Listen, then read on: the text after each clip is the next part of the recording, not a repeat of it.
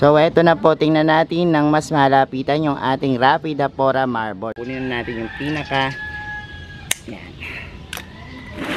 Grabe, ang dami nito.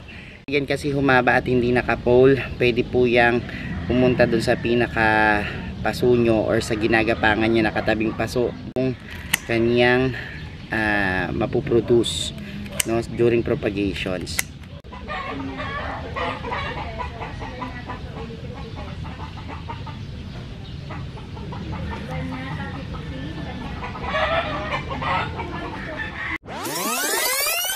Hello everyone, this is Hermes Sunapini Dino Park and Eco Garden and welcome back sa ating channel.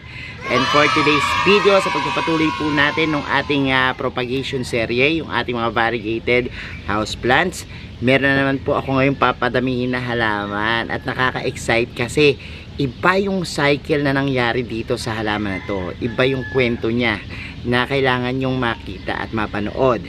At ano kaya itong variegated houseplants na tinutukoy ko? Malalaman nyo po yan sa ating pagbabalik. Kaya ready na kayo mga ka-MDP? Tutok lang po.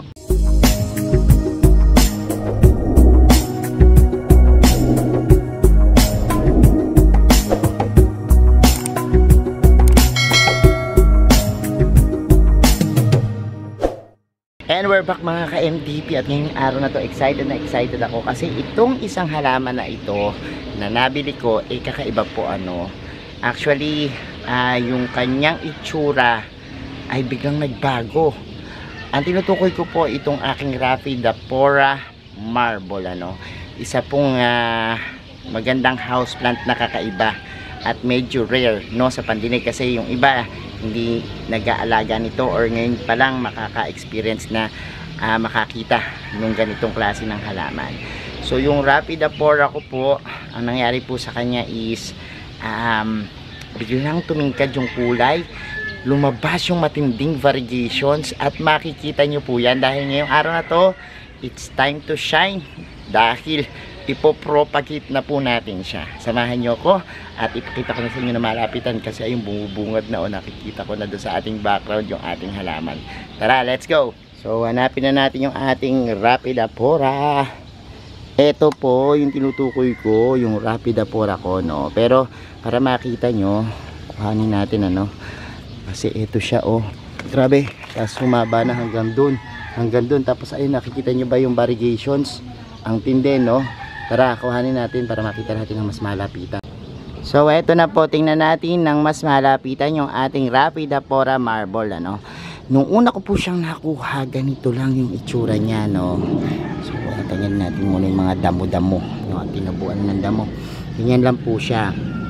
So natuwa na rin ako kasi meron siyang variegations pero habang tumatagal nagiging slight yung kanyang variegations, ganyan po. Pero nagulat ako ng kasunod-sunod po meron ng unti-unting lumalabas na magandang variegations. Tas eventually grabe, ang gaganda na ng mga lumabas na variegations ng ating Rapidapora na marble. Nagiging white na po yung pinaka background niya at ganyan na po yung kulay. Tapos nagiging ganyan hanggang sa maging ganito na, jaran. Ang ganda, di ba? So ang Rapidapora po talagang humahaba yan, kailangan din niya ng pole pero sabi ko nga sa inyo, itong akin kasi dito parang wild na lang yan kung saan na lang pumunta and natutuwa ako kasi nung time na binili ko hindi pa ganun siya nagpapasiklab. Pero lumalaki na rin siya, humaba na rin pero laking gulat ko nang bigla siyang magbigay ng ganito kagandang variation. So sabi ko sulit na sulit kasi kahit na sa simula slight lang, pero ngayon yung full variegations niya ibinigay niya na at nagpasiklab siya siguro nahiyang siya dito dun sa pwesto niya na dito kasi yung mga variegated plants ko ang gaganda ng kulay and dahil nga ang payo ko siguro sa inyo, yung mga pare-parehong variegated na plants, pagtabi-tabihin nyo. Kasi malaking tulong kasi yan. I don't know, pero napapansin ko na ang halaman ko, kapag halimbawang katabi niya ay variegated, mas maganda yung variations na lumalabas, ano, mas tumitindi. Kasi ito katabi nito yung puti-puting albo na pakita ko sa inyo, no. So hindi ko alam kung nagkakahawa-hawa sila or mas gumaganda. Tingnan nyo, this is epipremnum, pero tingnan nyo yung pagka albo nya, no, sobrang puti, no. And feeling ko siguro dahil parang merong pasiklaban sa pagpapakita ng mga variegated nilang dahon, yan, sumasabay sila, no. Anyways, ang ganda nito, kakaiba siya. Itong mga Rhaphidophora, kadalasan kasi may mga iba't iba pa yung mga varieties, no. And kapag nagmamature sila, naiiba rin yung forma. Merong nagkakaroon ng parang pleats sa dahon, katulad nito. Yan, may guhit-guhit or may lukot-lukot sa dahon, ano. Pero kapag tumaganda na sila at naiba pa yung forma, meron pang mga surprises yan. Kaya maganda rin mag-alaga ng mga Rhaphidophora. So ito, marble, no. Pero usually kasi yung marble ganito lang, pero ito parang white, no. Parang yung sa mga nakikita nating mga iba't ibang klaseng mga houseplants din. Merong mga potos sa mga aglaonema, meron din mga ganyang kulay na parang cookies and cream, no. Yung mga ganyan sa mga dam cane, no. Meron din mga ganyang kulay yung nakikita nating mga marble, ano. Pero this one kasi iba, parang maputi yung naging kulay niya, oh. Look, no. So ngayon ang gawin natin is ikat na natin, no. At maganda siguro na yan, ibukod natin yung mga medyo parang mint green yung kulay, tapos itong white na marble, ano, para nasa gayon tingnan natin kung may iba rin yung varieties nila, no, kung makakabuo tayo ng iba't ibang varieties nito dahil dun sa mga tumutubo. Tara, simulan natin at ikakat ko na. So it's a moment of truth. Ikakat na natin itong ating yan Rhaphidophora, no. At naganda na rin ako ng mga gagamitin natin. So dito natin siya ikakat kasi dito meron na siyang shoots na isa. Ang gagawin ko, ayan, pakita ko sa inyo, may shoots na tumubo dito. So hindi ko na yan ikakat para yung susunod na tumubo dito dyan na magmula, no.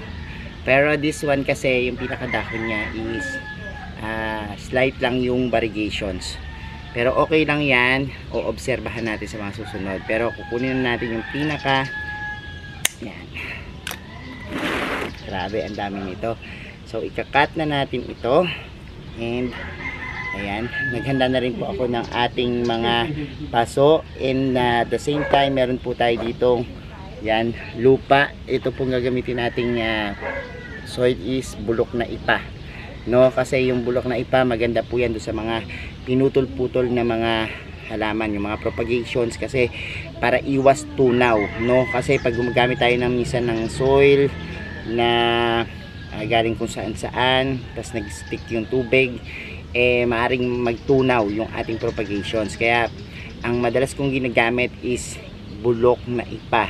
Yan yung kadalasan, or compost na hindi nag-stay yung tubig, no. So ngayon ikat na natin. Lalapit ko kayo sa camera para makita nyo yung pagkakat natin. Usually yan yung ginagawa natin, one leaf propagations, ano. Pwede nyo hindi nabawasan yung pinaka internode, pero make sure lang na yung inyong mga ilulubog may nodes, ano. So pwede nyo yung bawasan kapag halimbawa gusto nyo para konti lang yung ilulubog, pero pwede yung hindi rin naman kung malaki yung paso nyo. Pero tayo, yan, gugupitin natin isa-isa, no? And kita nyo may earlier roots na lumalabas. Magandang senyales yan kasi kapag magpo-propagate ka po, talagang kailangan na may aerial roots na para dyan tutubo yung mga auxiliary. Ito nga po, kapag yan kasi humaba at hindi naka-pole, pwede po yang pumunta dun sa pinaka paso nyo or sa ginagapangan niya na katabing paso, dyan siya mag produce ng panibagong mga roots, ano. Anyways, okay lang yan. Ito na yung may magandang variegation. So look, yan, gugupitin na natin yan, and mamaya makikita natin kung ilan na po yung kanyang mapuproduce, no, during propagations. And sabi ko sa inyo, itong serye natin medyo pare-parehas lang naman yung mga houseplants ganyan. Kukuha lang po kayo nung nodes and presto, tapos na. Ito medyo malambot yung pinaka ano niya, kasi ito yung pinaka bata, ano. Pero anyways, ayan po. Ngayon prepared na natin yung mga paso na pagtataniman natin. Okay, so ito na yung nakuha natin. 1, 2, 3, 4, 5, 6, 7, 8, 9 na piraso, tama ba? 1, 2, 3, 4, 5, 6, 7, 8, 9, siyam na piraso po. Tapos ayan, hinanda ko na rin yung ating gagamiting paso. Nandyan, at syempre hindi mawawala ang ating aloe vera na siyang nagiging gamit natin para sa pagpapaugat, rooting hormones, at syempre pag-iwas sa pagkabulok ng ating mga itatanim na halaman. So kung may aloe vera po kayo sa inyo, maganda na meron kayong tanim, ano, para magamit ko po yan dun sa inyong pagpapadami, kasi ito ang bilis mag-ugat at iwas tunaw po, no, dun sa ating mga plants. So itatanim na natin to, at excited na ako na mapadami itong ating Rapidapora marble. Tumutok din po pala kayo. By the way, bago tayo magripat, mamimigay ako ng isa sa mga propagations natin, sa mga active na commentors ng ating vlog, ano. Sa mga masisipag dyan mag-comment at naka-subscribe sa atin, mamimigay po ako ng isang ganito at iraraffle natin, no, sa mga pinaka-active. So simulan na natin yung pagtatanim, and yan, unahin natin itong pinaka top cut, ano. Lalagyan lang muna natin siya nitong ating katas ng aloe vera, at dun nyo po lagyan sa pinaka kinat nyo, at the same time pati po dun sa mayroong ugat sa may nodes, kasi importante po yan, ano, malagyan. So ganyan lang po, ibabaon nyo lang po yan ganyan at tatabunan. And presto, yan, meron na po, ano. So itanim na po muna natin lahat-lahat yung ating mga propagation. Samahan nyo ako.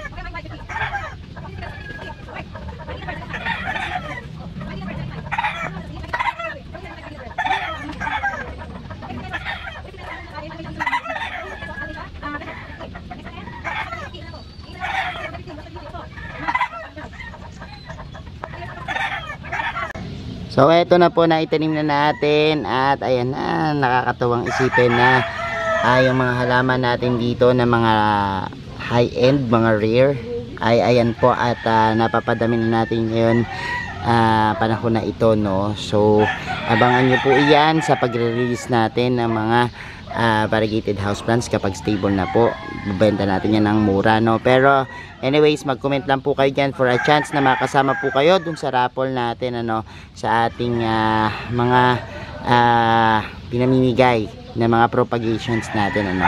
And ayan po yung ating Rapidapora marble na talaga namang yan, featured plants natin for today. So ayan mga ka-MVP, napanood nyo na yung ating vlog, and nakita nyo na yung pagpapadaman nitong Rapidapora marble. Ang pag-aalaga po nyan, same lang din ng mga house plants. Ilagay nyo po dun sa filtered sunlight, gusto nyo maliwanag.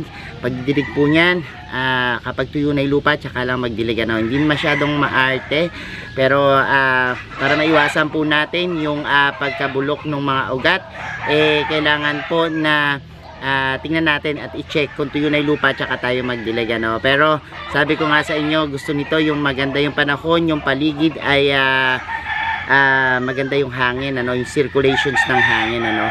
At para mapaganda nyo to, syempre yung proper light na kailangan ay makuha niya, dapat po yan meron siya, no, para maganda yung variegations. Maraming salamat po sa inyong pagtutok ngayong araw na to. Sa mga hindi pa po nag-subscribe sa ating YouTube channel, kung bet na bet yung po ganitong usapan plants and gardening, mag-subscribe na po kayo, no. Huwag niyo pong kalimutang i-hit yung notification bell para laging updated sa aming latest uploads. Pati po sa iba't iba nating social media accounts, sa ating TikTok, Instagram, Facebook pages, search na po Hermy Sunao or Mini Dino Park and Eco Garden. Makikita nyo na yan. Salamat ng maraming mga ka-MDPN. This is Hermy Sunao, nagsasabi sa inyo ng happy planting. Bye!